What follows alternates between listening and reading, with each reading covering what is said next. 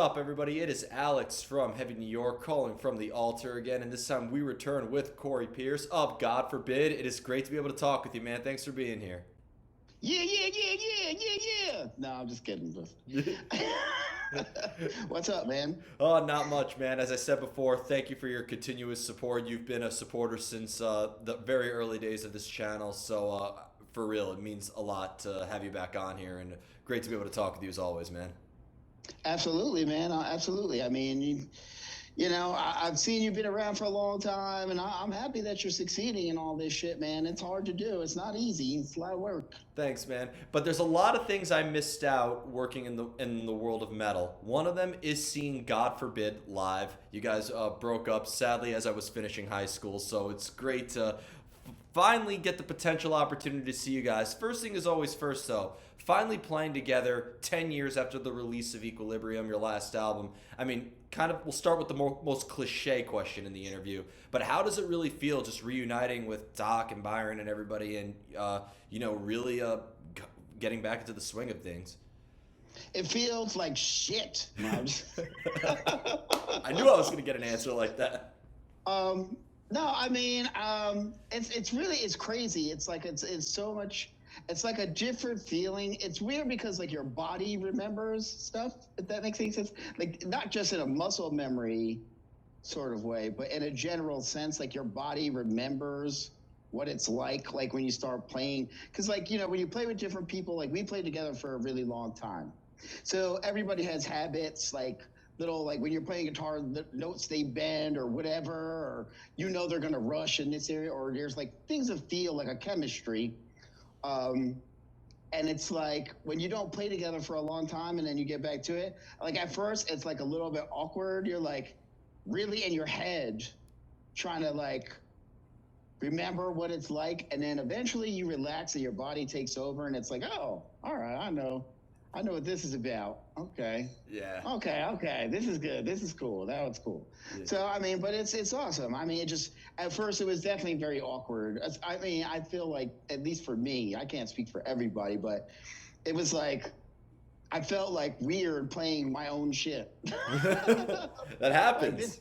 I'm like, man, this shit is like, something's off. And then after a little bit, it's like you feel comfortable again, your body gets into it. It's like it becomes very second nature, you know what I mean? So, yeah. Which is nice. It's nice to just be playing the stuff and feel good about it. Of course. And you also brought Nick Hippa from As I Lay Dying to play on these live shows. And one of my personal favorite guitar players and a real unique addition to the band. Has he brought maybe a different side of God Forbid that maybe you didn't have back in the day? Yes, positivity. I mean, if you want to be real, that's straight up real. Yeah. That dude is ultimately positive.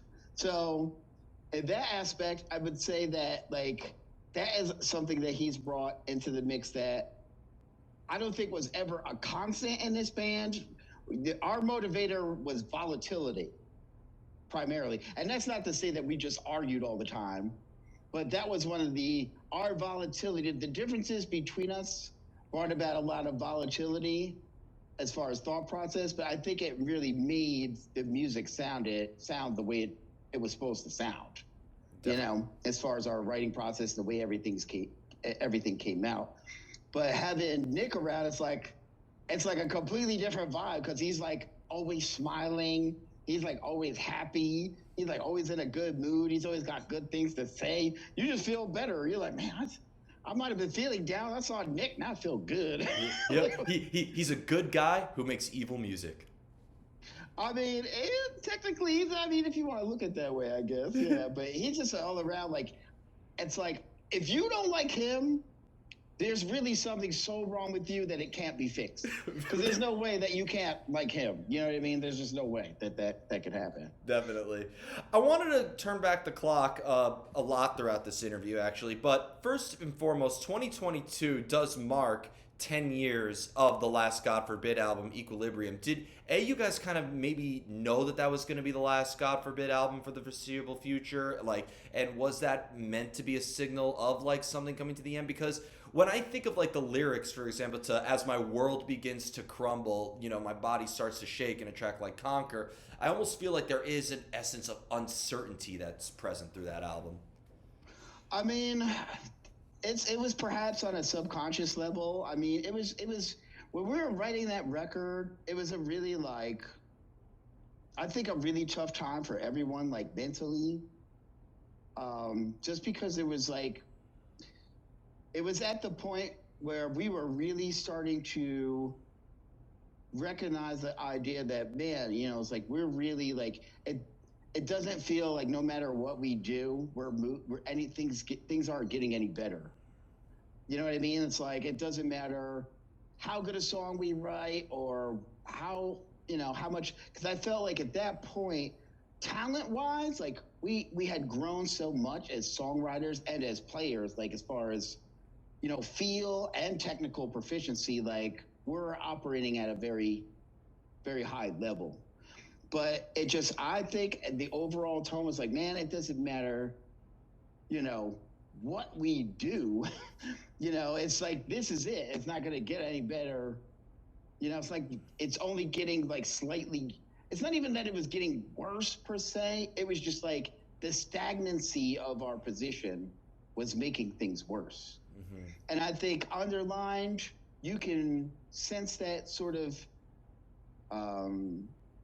tension and underlying sort of malice towards everything on that record, because there's a lot of great I feel like that record was definitely really underrated, and people are like, oh, that's not a heavy record. Have you listened to that record? Conquer is my favorite God Forbid song, and while I love Gone Forever and the Constitution of Treason and all that, like, or Earth's Blood, like, great albums and everything like that, but there's something about Conquer that I don't know. Please tell me you're gonna play that on the reunion. I mean, I don't think that we are. I mean, we only have so much time, so it's like it's really hard. Like the bickering around Setlists, you could imagine, is, it was a little heated at times, to say the least. But yeah. It's just like, it's kind of like you almost feel like there's a certain amount of pressure. Like you gotta like, all right, we have to cover certain songs that are like, the most liked songs, like any band technically has to do. If you're, like, you're not going to come back and play like every deep cut and like not play Fallen Hero, not play Broken Promise, not play Anti-Hero, not play Gone Forever. Like, we can't just like not play those songs. Of course. You know what I mean? Of course. So it's like, when you start to add up all those songs, and then you add up like, like The End of the World and different songs like, you're going to have to play, it's like, before you know it, that list is up to, 50 minutes to an hour of the songs that you feel basically like, all right, we have to play these songs. So then you're trying to think, okay, like, what are we going to put in? Because I'm going to tell you this, we are not playing for 2 hours, okay? That's not happening. And I'm sure Doc would love to do something like that. And I made it clear, like, there's certain things I'm just not willing to do. And I mean, but to be fair, it's something that I feel most bands shouldn't do. Like, there's like a few bands that I could watch for 2 hours. Yeah. And that list is super short.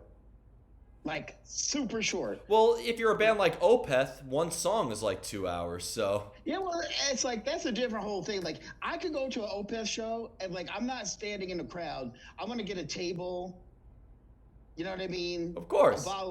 A bottle of wine, so I could just sit there and chill. And I could drift off into a zone and watch them for a long time.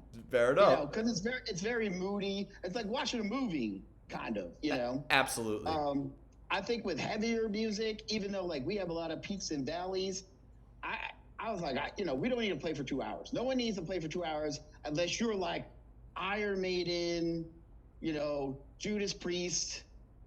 If Diamond Vinny came back from the dead and like, I would watch that for 2 hours. You know what I mean? Fair enough. No, fair enough. I could watch you guys for 2 hours, but that's also because I haven't seen God Forbid yet. And One thing I wanted to know more about, like the songwriting days too, is because when you play like 30 seconds of a God Forbid song, you could tell that that's off of Reject the Sickness or that's off of Determination, Equilibrium, Gone Forever, etc. Has God Forbid always taken a new approach to every album? A lot of people have considered you guys to be one of the metalcore pioneers for sure, but like I've always said that there was a lot of experimental roots that went into God Forbid, and I saw many different elements as well. Yeah, I mean, it definitely, we're definitely a band. Like I said, it's like, we never wanted to be stagnant. And it's like, we wanted to maintain a certain sound and style, but evolve it constantly. Like, so when you're listening to the albums, like a lot of bands, you listen to their albums, and from one album to the next, there may be like production changes, but it's basically the same shit. You know what I mean? Like, this is how they write songs. That's how they do it. This is their style, and that's how it's going to be. Like, we were kind of like, from one album to the next, like, it's us, but it definitely, no album sounds like another album. Absolutely. Out of any of them. You could ever, like, Equilibrium sounds way different than Constitution, sounds way different than Earth's Blood, sounds way different than Determination. Like, all the records sound different. Well, I thought what made God Forbid kind of stand out, and this is just my analysis, I always thought that you guys had the more epic side of metalcore. And I'm not saying epic like Blind Guardian or Sonata Arctica, but like there was something there was something about the epic nature of God Forbid that made you stand out from the Shadows Falls and the Kill Switch and all that remains and unearths. Well, I mean, it was intentional. Because me personally, there's a lot of things I like. I like the epic nature of things. I think that's a shared opinion amongst us. Like, we love certain dramatic aspects of different music and trying to apply it to our own, which, some people would say, like, maybe it was, we did that too much. We changed too much from one album to the next, and people just couldn't, I felt like people were always behind on what we were doing, except for maybe, Gone Forever. I feel like that album, it was kind of like, at the time, what we were doing and how we were presenting it, just everybody got it like, all right, I understand what's going on here immediately, and I like it. Whereas, the other albums, it was like we're always kind of the 2 steps ahead, and then like people would catch up, but like in smaller increments and kind of pick up on it, and then it would spread to a few more people and a few more people. Where they was just like we were progressing so fast that people were just like, I don't know what the fuck is happening right now. It's crazy to think like Avenged Sevenfold was opening for you guys back in the day. I remember you telling me that story. Yeah, we took them on their first tour. We took Trivium on their first tour. And I look at Trivium now, I'm like, man, these dudes are fucking amazing. They're fucking doing amazing. And it's like you guys and Scars of Tomorrow, right? You guys, Scars of Tomorrow, Trivium, and All That Remains, right? Am I right? I mean, you'd have to ask Doc that. I know he remembers every detail. I remember very specific details. You know what I mean? But I know he remembers everything. So, but I know that. Yeah, it was. I can't remember if Scars of Tomorrow was on the Trivium run. It might have been. I want to say that was correct, but I can't remember who was out with us with Avenged Sevenfold on their first run. Which it got to be like a running joke, you know what I mean? It's like, if you want to blow up, let God forbid take you out. Well, I mean, there are so many stories like that. Like My Chemical Romance, fellow Jersey band, I mean, they were opening for Misery Signals on like one of their first tours, so. You know what, though? Up in this area, in the New York, New Jersey area, when we were first starting to come up, a lot of bands that were kind of like different levels of like screamo, emo, metalcore, metal bands were all playing shows together, because there wasn't like, like a specific scene. There wasn't just a hardcore scene. There wasn't just a metal scene in any of those places. Like at that time, there was like a little bit of a death metal scene that was kind of going, so you'd only see death metal bands on those shows. But for the most part, there was a lot of versatility going on. Like we'd do shows with like us, Candiria, Dillinger, H2O, Sick of It All, fucking, it's like Glassjaw. It's like there was a pretty big range. Poison the Well, where it was like there was chaotic shit. There was kind of more screamo stuff. There was more metalcore stuff. I love that. All on the same show, because it's just like that's just how shit went. Yeah, at the time. So I mean, I think there was a lot of that going on, where there was just like a lot of stylistically different bands kind of jamming together and opening up for one another. But you also got to realize, like, all those bands at one point were just starting out. Everybody was just kind of getting their feet wet. Well, at the time. I've noticed like a lot of the classic bands that started at your time, not in your area, but at that time, like, Bleeding Through recently got back together. Chimera has been, kind of doing some stuff again. Shadows Fall reunited. It almost seems like that, regardless of how you felt about the metalcore title, whether, it was a cool idea or just a silly genre labeling word, it almost seems like that there was a whole community that was built out of that. I mean, all the guys in All That Remains. All the guys in Unearthed. All the guys in Bleeding Through and Shadows Fall and etc. Yeah, I mean, it's just, I think it's more just timing. Like, I mean, also it's like we were all kind of coming up together.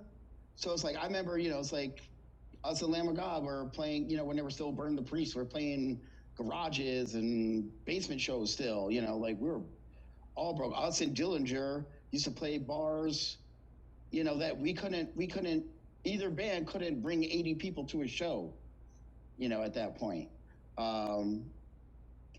Shadows Fall, Chimera, Killswitch, Diecast, like we were all doing, a lot of little shithole shows and stuff like that, getting the feet wet, and had, we were only playing but so many places at that time, so we all saw each other all the time. You know what I mean? Yeah. And at that point, you're coming up together, you're basically like the same age, you're going through kind of the same shit, and I think there was a lot of mutual respect. So you're also playing the same shows with each other or with the same bands.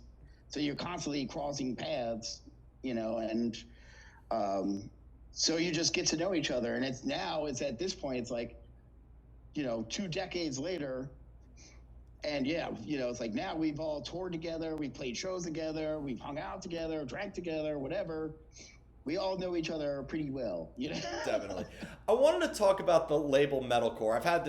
I've talked with Atreyu about this. I've talked with All That Remains about this, every band in the category. But the term metalcore, when I ask somebody what metalcore means or like what it is, they say it's music that has singing and screaming in it. But I would never in a million years call Fear Factory a metalcore band or Soilwork a metalcore band. So what would you say, God forbid, people have called you one of the OGs of the genre, what would you say makes metalcore? I think the metalcore reference is more like the influence of hardcore and metal music combined together, because there was a lot of things that metalcore bands did, that became famous, like breakdowns and things like that weren't really in metal per se. It wasn't referenced the same way in metal, even though it somewhat occurred. So when you took these kind of like influences, which I think on some level have always been there, both those genres have kind of affected each other over time. But there was a lot of bands like, like Leeway, for instance, right? Where it's like they had a very Anthrax, like a very metallic type of sound, but they came from a hardcore scene and a hardcore world.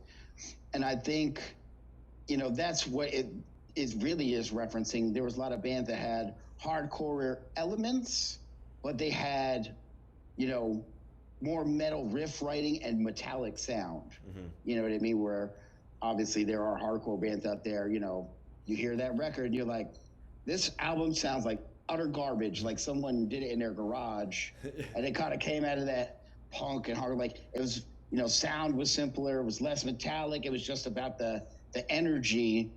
And then I think that bands were influenced by those bands, and then they started to take that energy and attitude and applying it to metal songwriting. And that's what I think a lot of metalcore bands technically represent. You know what I mean? You're taking sort of like an energy and a concept, but just refining it with a metal finish. I never understood how like a fan of Slayer or Megadeth or Anthrax couldn't appreciate though like a Sick of It All or a Leeway or Agnostic Front, because I never knew really the difference between metal and hardcore, because to me they were both really in your face, brutally honest, pulling no punches, sort of a. I mean, the major difference that most people there's a few. One is sound. A lot of punk and hardcore records, like I said, clearly they didn't give a fuck how those records sounded, because a lot of them sound like shit. Let's just be real. And sound like it was recorded with a fucking boombox. And metal albums, they were always trying to push the envelope to make it sound more devastating, more powerful, and like whatever, however, more produced, and just they wanted the records to sound better. The other thing is, I think there's a difference in technical proficiency. A lot of hardcore music and punk music was very simply written, 3 or 4 chords, kind of like there's like 3 drum beats, like for whole albums, whereas metal was like a lot more technically proficient. Yeah. There were solos, a lot more shredding riffs, a lot more notey riffs, and a lot less like, just hard grooves, like legitimate grooves. You know what I mean? I've always said too, with the 4 chords that hardcore bands have, it's the same 4 chords that every hit song from the past 40 years. I'm willing to bet that half of Cro-Mag's catalog or half of any hardcore legend, if they slowed down their song a little bit and had a more melodic voice over it, they would have had maybe 20 different hit songs right there. Well, that's possible, but I mean, it's also about phrasing and how you construct the song and transitions, how you control the mood, which is why songwriting is so complicated. You know what I mean? It's like, you don't have to necessarily write the hardest shit in the world, but you have to know how to present it. And everybody, presents things in a different way. And I wanted to ask you with your style of drumming too, because when I saw you with Disciples of Verity before the world ended in 2020, but watching you drum, like, there's so much energy that I've seen you behind the kit. It's truly magical watching you play. But a lot of people have argued, I spoke with Justin Foley about this, where some people assume because drums don't have melody in it, there's no really emotion that's channeled into it. But I think you're able to disprove that well, right? Well, I mean, honestly, there is melody. It's just that people don't recognize it. I started learning more about how drums can be melodic and musical. I helped do sound for a Terry Bozzio clinic. Wow. So I got to, I didn't help do sound. I actually just set shit up. Like, I set up a bunch of mics, worked with his tech, and set up a bunch of stands, and I was helping the guy that was doing sound. I was running cables and doing shit. I used to do it on the side because it allowed me to get into drum clinics for free. But it also allowed me to talk to a lot of great drums. I met him. I met Jojo Mayer. I met Steve Smith. A lot of guys that are just sick. And at that time, I hadn't met a lot of like famous drummers or anything like that at that point. So I took any opportunity I could to get some knowledge. But I got to talk to Terry Bozzio and get an idea of how he thought, which is, he's a crazy person. So, there's that. That motherfucker's he's in a different zone altogether. You know what I mean? Every way that he thinks is different than anybody else thinks. I can tell you that. Fair enough. But, he had a setup where he's got all these like piccolo toms, these like little drums, and he's got all these cymbals, but they're all to very specific notes. Like, he had these piccolo toms that tune to chromatic scales in front of him on the left side. He's got all these different cymbals that are actually legitimate notes. And then he had four different size bass drums connected with all these crazy pedals, and they're all to different notes. So when he was writing, like, if you've ever seen him play these huge drum kits, he's basically writing like as a composer. He's got all these different voices. And it kind of made me understand it. Like, Determination was the first record where I started like listening to how guitars went and listening how fills and different tom sizes went to, along with the riffs and the notation and how I should maybe tune things different on my drum kit, and then use cymbals for different note matching and dramatic effect, which is also like stuff you can learn from like Keith Moon was a big cymbal user and learned how to be very extremely musical. So I mean, people that say that drums aren't really they're not melodic. It's just that they're just ignorant to the fact of the real qualities of the instrument, which is pretty common. You know, a lot of people just think that drummers just beat on shit, which at some time, you know, that's what's required. Yeah, of you course. know, especially in this style of music, if you're not coming with some, you know, some caveman shit, Well, then the riffs aren't going to sound the way they're supposed to sound, you know. But you have to be versatile enough to have some understanding as, you know, a creator and a musician, not just a drummer, but to understand that everything you play has to match what's going on around you. So if there's melodic shit going on, you know, you're not just going to be playing some idiot caveman beats over that, because that's not what the music is dictating.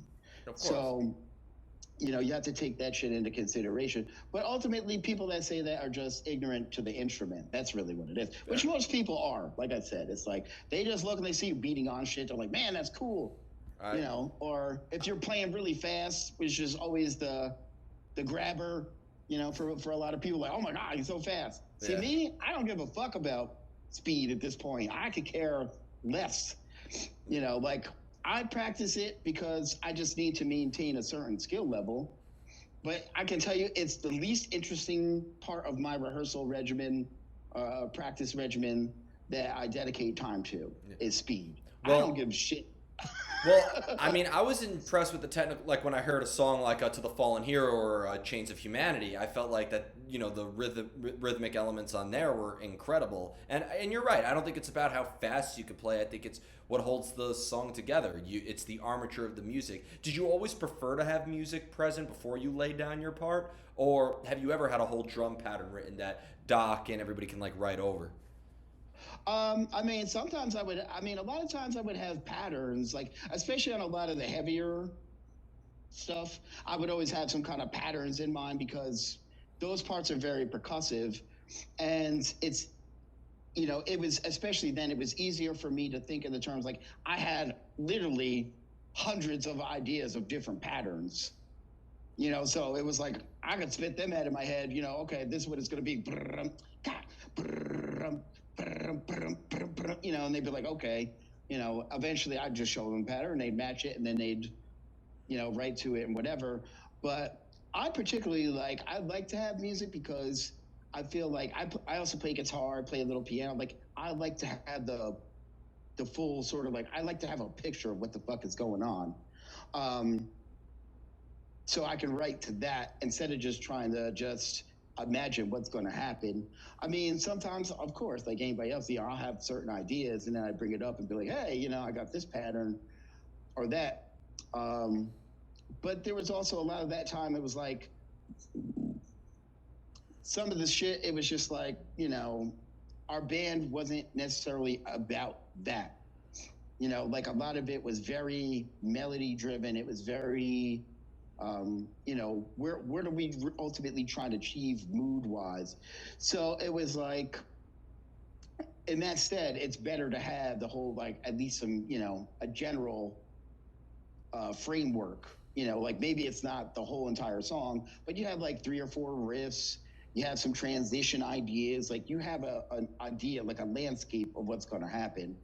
Definitely. And, you know, often for me, playing a lot of different drum parts, I think for guitarists to understand that, it's difficult. Where I think it's easier, especially if you're a drummer that has some knowledge of guitars and the language and the way they operate and you have a better chance of understanding what they're trying to accomplish than them understanding what you're trying to accomplish. Fair enough. A lot of guitar players, they don't speak drum. They speak their version of it, you know what I mean, which is different. I love that. You You know. gotta wear that. You gotta make a T-shirt that says that. Guitarists don't speak drums. I should. I just see. Now I gotta get that out before you do, so I get paid. Right? Exactly. And the final question I wanted to ask you, and I'm sure that any interview that you or Byron or Doc have been doing is you're probably going to be asked this all the time. But first off, it's so good to have God Forbid back because I'm going to finally have the opportunity to finally see you guys. Just in terms of what the future holds, could we maybe ever expect some new music in the future? And are you guys are you only going to be doing select shows, kind of like what Chimera's been doing, or could we be seeing a lot of surprises from God Forbid in the future? Okay, let me break this down. Honestly, you can expect anything. Right? That doesn't mean it's going to happen, but I mean, who knows? I mean, we are playing select shows just because we're grown men with lives and commitments. So it's not like any of us is in a position to where we could just do God Forbid stuff a whole lot. You know what I mean? Dudes have kids, mortgage payments, different other bands, other business opportunities. Doc's doing a podcast. Obviously, that's pretty successful now. Yeah, I know. I'm actually starting a podcast with a friend of mine. Oh, hell yeah. Called The Green Room. So that'll be coming out soon. It's like also I'm partnered in a cannabis business, Cali Care Group and Musgrove Cannabis. Doc obviously has Bad Wolves. Byron does HVAC work, has a son, has a wife, has a house. John, he's got a daughter, got a wife, got a house, got a job. He builds fucking assembly robots and shit. Nick obviously does all kinds of shit. You know what I mean? He's got a partner in bed. He's got a family. He's got kids. So I mean, we have to pick our spots. And it's difficult. Like people think like, oh, why don't you guys just get back together? They'll give you a bunch of money. It's like it's not just about money. Yeah. I mean, money obviously helps because it helps facilitate things because it's expensive. With to you do guys, what we're doing. This would be the great moneymaker because we had the Bay Area Strikes Back tour with Testament and Exodus and all that. You need to do the New Jersey Strikes Back tour. My Chemical Romance reunited. You guys reunited. We just need the Dillinger Escape Plan reunion, and then bam, you got the Ultimate Jersey tour. I mean, you better somebody should figure that out. I don't know how that would work out, but because literally that's the other part of this. Like all those dudes are older now. Everybody's got, real shit going on in our lives. Like, when we were 25 or so, some even younger, like Doc and Dallas. When I first met Doc, he was only 14. You know what I mean? We were taking him into titty bars when I think he was 15 or 16. I think Dallas was maybe 17, maybe just barely 18. So, I mean, obviously we can't get in trouble for that now, so I don't give a fuck. But, we were all young, and when you're younger, you have a lot less responsibilities. Like, obviously, some of us were living on our own out in the world, but it was like, that was it. That was your only responsibility. There was no like, I got to get home to my wife. She's going, I got kids. I got a fucking mortgage. There wasn't none of that shit going on at that time. Yeah. Understandable. It's just, I think with Nick Hippa playing with you guys, again, I think you guys and him collaborating is a match made in heaven. And I just, I think, Equilibrium was a great album. I think there's a lot more we could be hearing. I'm just saying, it would be great to hear something in the future. Well, I mean, honestly, somewhere there is a hard drive, I have to find it, that has a bunch of material that we just never released.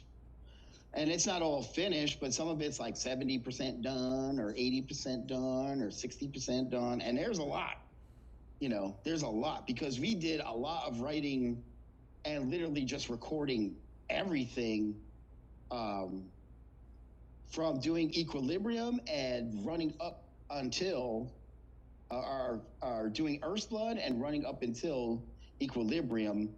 Steve was Steve Lagudi was like living with me, so he set up his board. We had everything set up. So every time we rehearsed, we were recording all the time, every riff, every moment. So there's literally hours, days, weeks, months worth of material. Expect a bunch of DMs constantly requesting that because I got to hear it. I mean, honestly, I got to find that drive. I mean, supposedly I have it. I know that I had a drive with some of that shit on it, but I don't think I had the only one. But you know, well, one day we'll hear it. But Corey, one day, it's possible. It's very possible. Never say never. But Corey, I want to thank you so much for your time today, and thank you so much for this amazing chat. Everybody, Corey Pierce of God Forbid. This is Alex from Heavy New York, and we'll see you next time. All right, man. See you next time.